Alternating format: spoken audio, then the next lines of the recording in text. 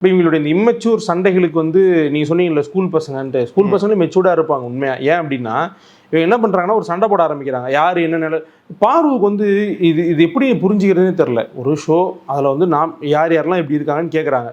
எல்லாரும் பேரையும் சொல்ல தான் செய்கிறாங்க. பார்வு எப்படி இருக்காங்க நிறைய பேர் ஃபீல் பண்ணுறாங்க, அவங்க பேரை சொல்கிறாங்க. பார்வுமே மற்றவங்க பேரை சொல்ல தானே செய்கிறாங்க. இல்லை நான் சொல்ல மாட்டேன் அப்படியே சொல்கிறாங்கல்ல. ஆனால் அதுக்கப்புறம் வந்துட்டு கணிட்டு நீங்கள் ஏன் இப்படி கேட்டீங்க, நீங்கள் ஏன் இப்படி இது பண்ணீங்க அப்படின்னு சொல்லி அவங்க ஒரு சண்டையை வந்து இனிஷியேட் பண்ணி விட்றாங்க. திரும்ப வேணாவும் கேட்குறாங்க. இவங்க கேட்கும்போது மட்டும் அது ஒரு சண்டையாக மாற்றி விட்றாங்க. இவங்க பெரிய சண்டையாக போய் ஒருத்தர் கமருதீன் தான் வந்து எங்கள் பஞ்சாயத்தில் இருந்தாலும் அவர் வந்து பஞ்சாயத்து பண்ணுறதுக்கு வருவார்ல, அவர் போட்டு பேசி அடி செஞ்சு விஜய் சேதுபதி வந்து என்ன சொல்கிறாரு அப்படின்னா, வாங்க நம்ம சைலண்ட்டாக வீட்டுக்குள்ளே போவோம் அப்படிங்கிறாரு. அந்த அனௌன்ஸ்மெண்ட் எதுவுமே இல்லாமல் ஜஸ்ட்டு டிவி மட்டும் ஆன் பண்ணிடுறாங்க. அவர் பார்த்துட்டே இருக்கார். அவர் முன்னாடி அடிச்சுக்கிறாங்க. என்ன ஆயிடுச்சு அப்படின்னா அவர் வந்துட்டாரெலாம் நிறுத்தலை டக்குன்னு.